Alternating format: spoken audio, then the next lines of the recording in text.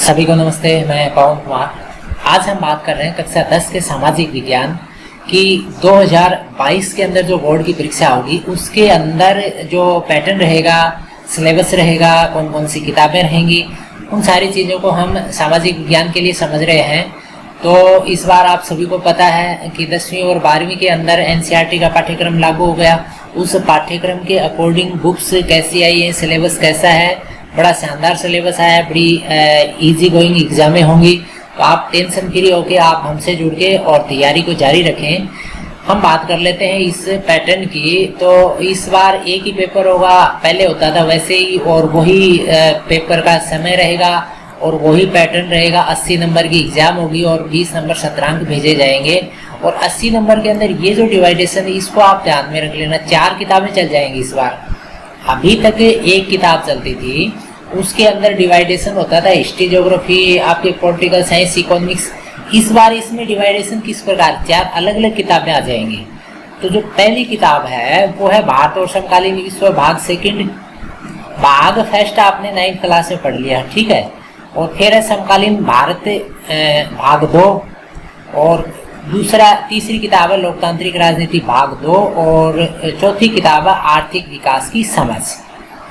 ये जो पहली किताब रहेगी भारत और समकालीन विश्व भाग 2, ये हिस्ट्री से रिलेटेड है। दूसरी जो किताब है समकालीन भारत भाग 2, ये आपकी ज्योग्राफी से रिलेटेड है। और तीसरी किताब है लोकतांत्रिक राजनीति भाग 2, ये आपके पॉलिटिकल साइंस से। और चौथी जो किताब है आर्थिक विकास की समझ, ये आपके रिलेटेड है किससे, इकोनॉमिक्स से। ये 20-20 नंबर के भागों के अंदर बट के और ये प्रश्न रहेंगे। अब इनके अंदर जो अलग से खंड वाइज इनका विभाजन देखें तो जो पहली जो किताब रहेगी भारत और समकालीन विश्व भाग 2, पहली जो किताब है इसके अंदर आपके 3 सेक्शन रहेंगे। पहला जो सेक्शन है इसके अंदर इवेंट्स एंड प्रोसेस। इसके अंदर पहला जो अध्याय रहेगा यूरोप में राष्ट्रवाद का उदय। फिर इसके आगे डिवाइडेशन हो गई है, ठीक है। एक ही पार्ट के अंदर बड़ा आसान है। इसका वीडियो हमने डाल रखा है, ये वीडियो आप देखें, आप अपनी पढ़ाई जारी रखें। आपके फ्रांस है, यूरोप है, यहाँ पर क्रांतियाँ होती हैं, जर्मनी इटली का निर्माण कैसे होता है, राष्ट्रवाद और साम्राज्यवाद, इन सारी चीज़ों को हमने बड़ी आसानी से वीडियो में समझाया है। ये पहला पार्ट हो जाएगा। दूसरा पार्ट होगा भारत में राष्ट्रवाद। भारत के अंदर राष्ट्रवाद का भी वीडियो दे दिया था हमने, वो वीडियो भी आप देखें।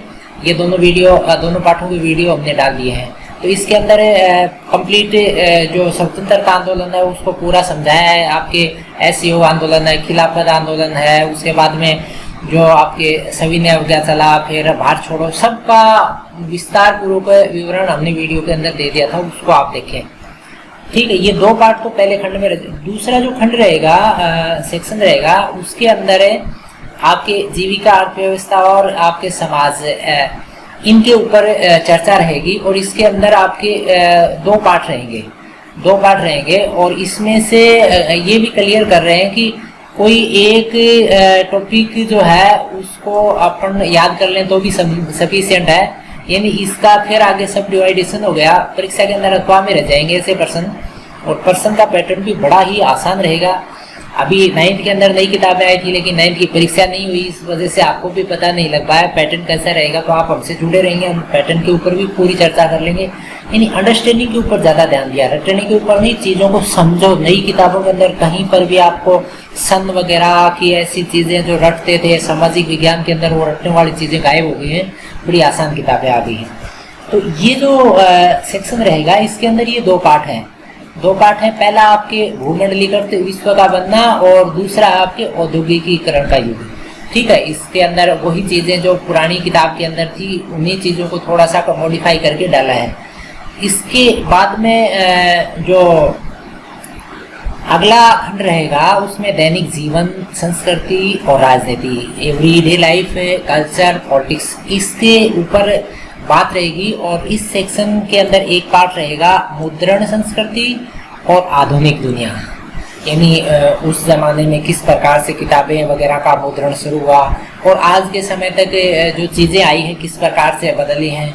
तो पहले जैसे सिक्के चलते थे, आजकल नोट आ गए हैं। ये परिवर्तन जो है किस प्रकार से यूरोप से इंडिया में, वो सारे एक दूसरे से कोरिलेटेड है, उनके ऊपर सारी चीज़ें आ रही हैं। तो ये बड़ा आसान और इंटरेस्टिंग टॉपिक रहेगा। ये पहली किताब की बात होगी। दूसरी जो किताब रहेगी समकालीन भारत भाग 2, ये ज्योग्राफी से रिलेटेड है, भूगोल से रिलेटेड पुस्तक रहेगी और इसके अंदर 7 पार्ट रहेंगे। पहली वाली किताब के अंदर मैंने बताया थे कितने पार्ट थे, हमने अलग अलग खंडों में देख लिए थे। उसके अंदर टोटल पार्ट हुए कितने, 6, और इसके अंदर कितने पार्ट हो जाएंगे आपके, 7 पार्ट हो जाएंगे। इसके अंदर पहला पार्ट संसाधनों का विकास, ठीक है, ये पुरानी वाली किताब में भी था। इसके अंदर बड़ी आसान चीज़ें हैं, कोई रटने वाली चीज़ नहीं है, बहुत आसान भाषा के अंदर सारी चीज़ें समझाई हैं। और दूसरा जो पार्ट है वन और वन्य जीव संसाधन, इसके अंदर वन्य जीवों का विस्तार पूर्वक विवरण है, इंटरेस्टिंग प्रारूप में विवरण है। यानी जैसे एशियाई चीते कहाँ गए, हिमालय युव संकट में है, और आपके प्रोजेक्ट टाइगर, ऐसे समझाने का प्रयास किया है इन किताबों के अंदर कि आप वहीं पर, यानी टाइगर जो अभ्यारण्य है, टाइगर प्रोजेक्ट है, उसको आप यानी प्रत्यक्ष रूप से समझ रहे हैं, वहाँ खड़े होकर समझ रहे हैं। इस प्रकार से समझाने का प्रयास किया है और हम भी आसान भाषाओं के अंदर इन वीडियो को समझा के आप तक पहुँचाने का प्रयास करेंगे। तो आप जुड़ जाए प्लेलिस्ट के अंदर, कक्षा 10 का जो प्लेलिस्ट है उसके अंदर ये वीडियो डालते रहेंगे, आप देखते रहना, सभी तक इसको शेयर भी करते रहना। तीसरा पार्ट रहेगा जल संसाधन का, इसके अंदर वही जल संरक्षण, जल प्रबंधन, बहुउद्देशीय नदी घाटी परियोजनाएं, वर्षा जल संग्रहण, इन सब के ऊपर चर्चा रहेगी। इसके अंदर एक खास चीज और आप ध्यान में रखें, ये जो पार्ट है केवल आवधिक परीक्षणों में होगा, बोर्ड की परीक्षाओं में इसके लिए कोई क्वेश्चन नहीं होगा। इससे रिलेटेड मानचित्र जरूर आएगा, मानचित्र जो आएगा बोर्ड की परीक्षा के अंदर, वो इस पाठ की जो बातें हैं, इस पाठ के अंदर जो घटनाएं हैं या स्थान हैं, उनसे जुड़ा रहेगा। आप इस पाठ को स्पेशली आप मानचित्र के अंदर समझने का प्रयास करें, ठीक है। इसके बाद में एग्रीकल्चर का पाठ रहेगा। एग्रीकल्चर का पाठ अभी भी किताबों में है, बड़ी आसान भाषा के अंदर अभी आएगा। पुराने के अंदर तो जैसे वो समझते थे ना, इतने टेम्परेचर पे ये फसल होगी, इतने mm बरसात होगी, अब रटते थे बच्चे, वो रटी नहीं जाती थी, इसीलिए उन चीज़ों को हटा दिया। और जैसे हम आसान भाषा के अंदर खेती बाड़ी करते हैं, उसी प्रारूप में इस पाठ को समझ लेंगे तो अच्छा स्कोर कर जाएंगे। इस बार ये किताबें इतनी शानदार किताबें हैं, शानदार स्कोर कर जाओगे आप। नहीं तो आप सभी प्रमोट करके आगे, और अब आप इसके अंदर अच्छा स्कोर करें, अभी से तैयारी में जुट जाएं, हमसे जुड़े रहें। 5वीं जो लेसन रहेगा खनिज और ऊर्जा संसाधन, इसमें खनिज क्या है, खनिजों की उपलब्धता, लो गैर लो अधात्विक धात्विक खनिजों का संरक्षण है, पारंपरिक गैर पारंपरिक, सबके ऊपर पूरी चर्चा है। इसके बाद में छठा जो पाठ रहेगा विनिर्माण उद्योग का। इसके बाद में 7वां जो पाठ है राष्ट्रीय अर्थव्यवस्था की जीवन रेखाएं। थोड़ा सा नाम बदल देते हैं इस बार, lifelines of national economy. अभी इसके अंदर रोड है, आपके रेल मार्ग, पाइपलाइन, जल मार्ग, समुद्र पतन, वायु मार्ग, संचार, व्यापार, पर्यटन, सब चीज़ें आ जाएंगी। यानी जिससे देश जो है इकोनॉमिक रूप से मजबूत होता है, गतिविधियाँ एक दूसरे जगह से सरवाइव होती हैं, वो सारी चीज़ें जो है इसके अंदर। तो कुल मिला के ये जो ज्योग्राफी वाली जो पोर्शन है, इसके अंदर आपके कितने पार्ट हो जाएंगे, 7 पार्ट हो जाएंगे। इसके बाद में तीसरी जो पुस्तक रहेगी ये लोकतांत्रिक राजनीति भाग 2, ये पॉलिटिकल साइंस से रिलेटेड रहेगी। 20 नंबर की है, तो 20-20 नंबर के सारे भाग चल रहे हैं। इसके अंदर काफ़ी चीज़ें बदल के आएंगी जो पुरानी किताबों में नहीं है। इस बार नया समझेंगे और इंटरेस्टिंग रूप से समझेंगे। एक तो देखो इसके अंदर पहला जो पार्ट रहेगा सत्ता की साझेदारी, पावर शेयरिंग, ठीक है। बेल्जियम और श्रीलंका की केस स्टडी समझ रहे हैं। सत्ता साझा करना क्यों जरूरी है, सत्ता की यानी जैसे सत्ता में साझेदारी, 2-3 पार्टियां मिलकर सत्ता बनाती हैं, सत्ता के अंदर आती हैं, तो वो क्यों करती हैं, उसके क्या रूप हैं, उन सारी चीज़ों की। और बेल्जियम और श्रीलंका इंटरेस्टिंग रूप से समझाने का प्रयास किया। और हम जब इस वीडियो को तैयार करेंगे तो और भी इंटरेस्ट आएगा, तो आप देखना, ये बहुत अच्छा लेसन रहेगा। इसके बाद में दूसरा लेसन रहेगा संघवाद का।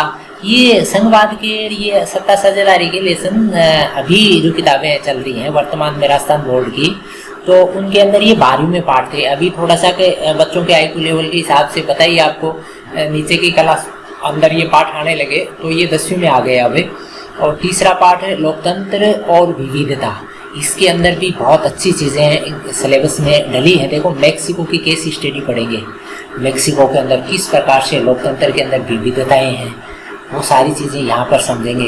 एकदम से अलग चीज़ है। हम इंडिया की बात करते थे, अभी इंडिया से बाहर की बातें करने लग जाएंगे किताबों के अंदर। चौथा पार्ट रहेगा जाति, धर्म और लैंगिक मसले, और इसके अंदर वही है, राजनीति के अंदर लैंगिक भेदभाव है, धर्म, राजनीति, संप्रदाय, इन सब के ऊपर, जाति के ऊपर बातें होंगी। ये सारी चीज़ें इस बार आ जाएंगी इस सिलेबस के अंदर।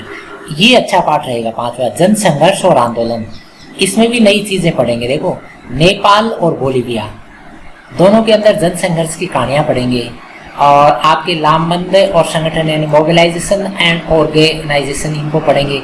दबाव समूह पढ़ेंगे, प्रेशर ग्रुप, जैसे गवर्नमेंट के ऊपर प्रेशर बनाते हैं ना, आय और ला करके प्रेशर बना देते हैं, ये काम करो, ये करो, वो सारे दबाव समूह होते हैं। तो इन सारी चीज़ों को हम इस पार्ट के अंदर समझेंगे। पॉलिटिकल का जो पोर्शन रहेगा, यानी जो तीसरी जो किताब रहेगी, लोकतांत्रिक राजनीति भाग सेकंड है, इसके अंदर ये 8 पार्ट रहेंगे, बड़े इंटरेस्टिंग रहेंगे, और आप हमसे जुड़ जाएंगे। हम वीडियो के साथ और भी इंटरेस्टिंग बना के आपको समझाने का प्रयास करेंगे। छठा पार्ट रहेगा पॉलिटिकल पार्टीज, राजनीतिक पार्टियां, पार्टी क्या होती हैं, क्यों ज़रूरी है, कितने दल हैं, दलों के अलग अलग चुनौतियां क्या हैं, इनमें सुधार क्या चाहिए। पार्टियों के अंदर आपको लगता है ना फालतू फंड काम हो रहे हैं, कुछ अच्छा काम नहीं हो रहा है, ये पार्टी के अंदर इस तरह से करप्शन हो रहा है, इनको सुधारना, ये सारी चीज़ें हम इनके अंदर बातों बातों में समझ लेंगे। तो आप देखते रहिए, हमसे जुड़े रहें, सभी तक शेयर करते रहें। और इसका जो 7वां पार्ट रहेगा वो रहेगा लोकतंत्र के परिणाम। इसके अंदर वही लोकतंत्र के बाद में भी अच्छा क्यों नहीं हो रहा है, लोकतंत्र क्या इसके लिए जिम्मेवार है, लोगों के उस लोकतंत्र के प्रति कितनी जवाबदेही होती है, ये सारी चीज़ें। फिर 8वां पार्ट, लास्ट पार्ट इसका रहेगा लोकतंत्र की चुनौतियाँ। ये तीसरी किताब की बात होगी।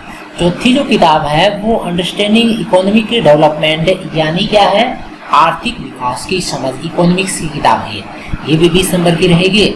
और इसके अंदर पहला पार्ट आपके विकास का रहेगा, विकास क्या होता है, विकास के मायने क्या होते हैं, टारगेट्स क्या हैं, देश के लिए इसके अलग अलग प्रारूप क्या हैं, धारणीय विकास क्या होता है, सतत विकास क्या होता है। अभी भी है ये, इस बार जो किताबें चल रही है ना दसवीं में, अभी जो बच्चे प्रमोट हो गए, पास तो क्या होंगे, सारे प्रमोट हो गए, बोर्ड ने ऐसा फार्मूला बनाया, सब पास हो गए, अच्छे स्कोर से पास हो रहे हैं।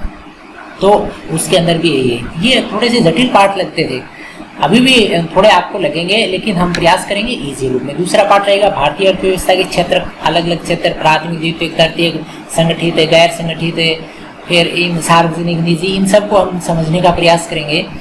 तीसरा जो पार्ट रहेगा मनी एंड क्रेडिट, मुद्रा और साख, जैसे आप बोलते हैं ना क्रेडिट कार्ड, ये सब चीज़ें हैं ना, तो ये सारी चीज़ें, मुद्रा, मनी, ठीक है, इन चीज़ों को हम समझेंगे इस लेसन के अंदर। तीसरा पार्ट है ये, इसकी टर्मिनोलॉजी थोड़ी सी जटिल रहेगी, लेकिन हम प्रयास करते हैं बच्चों को इजी वे में इसको समझाएं, इंग्लिश हिंदी दोनों को साथ लेके आगे बढ़ेंगे इसके अंदर। इसके बाद में चौथा पार्ट रहेगा वैश्वीकरण और भारतीय अर्थव्यवस्था, ग्लोबलाइजेशन एंड इंडियन इकोनॉमी। तो इसके अंदर वैश्विक संदर्भ में भारतीय इकोनॉमी को समझने का प्रयास करेंगे। वैश्वीकरण हुआ था उस टाइम, ग्लोबलाइजेशन की जो घटना हुई है वो क्यों हुई, इससे क्या फ़ायदे हुए, इसके साथ साथ जो इकोनॉमी से जुड़ी हुई वैश्विक जो आपके संस्था है, विश्व व्यापार संगठन WTO, इसको भी समझेंगे। तो न्याय संगत वैश्वीकरण क्या होता है, इसके लिए क्या संघर्ष हुए हैं, क्या होने चाहिए, इन सारी चीज़ों को इसमें समझेंगे। और अपने लास्ट पार्ट रहेगा कंज्यूमर राइट्स, आपके उपभोक्ता अधिकारों का। ये पहले भी चलता था, अब भी वापस है। ये 5 पार्ट ये रहेंगे इकोनॉमी से जुड़े हुए। इस प्रकार से टोटल वापस मैं रिपीट कर देता हूँ, आपके जो हिस्ट्री वाला पहला भाग रहेगा उसके अंदर कितने पार्ट है हमने देख लिए थे, 6 पार्ट हैं। दूसरा जो भाग आपको बताया था वो किससे रिलेटेड था, ज्योग्राफी से था, उसके अंदर कितने पार्ट आ गए, 7 है। तीसरा जो भाग था उसके अंदर क्या था पता आपको, पॉलिटिकल साइंस था, उसके अंदर कितने पार्ट आ गए थे, 8 पार्ट आ गए थे। और चौथा अभी हम देख रहे हैं इकोनॉमी से जुड़ा हुआ, इसके अंदर 5 पार्ट आ गए। तो कुल मिला के कितने पार्ट हो गए, ये आपके 26 पार्ट हो गए। कोई ज़्यादा नहीं है,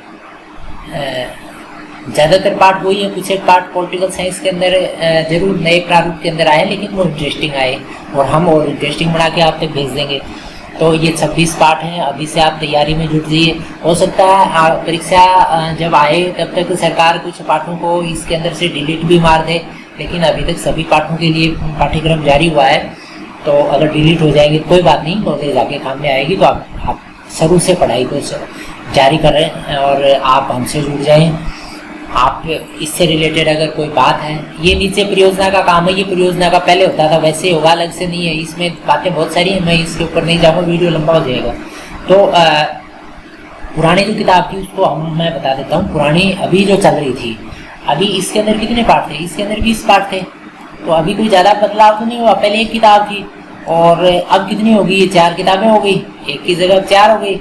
लेकिन ये किताबें ज़्यादा मोटी नहीं है, छोटी छोटी किताबें हैं, ज़्यादा पन्ने भी नहीं है, थोड़े थोड़े पन्नों के हैं। और इसके अंदर जैसे आपको जो ईजी लगते थे ना, वो चीज़ जरूर हट गई, जैसे सड़क सुरक्षा, स्वच्छता, ये हटा दिए हैं। आपके उपभोक्ता जागरूकता या उपभोक्ता अधिकार अभी भी रखा है, ये ईजी है, ईजी सारे ही हैं।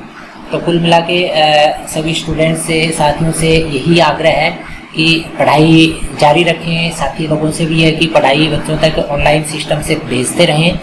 और आपको ये वीडियो कैसा लगा, इससे रिलेटेड आप अपना कमेंट जरूर डालें, सभी स्टूडेंट तक इसको शेयर करें। पुनः आपका धन्यवाद, आप वीडियो में जुड़े रहे। हम पुनः किसी नई वीडियो के साथ आपसे पुनः मुखातिब होंगे, तब तक शुक्रिया, धन्यवाद।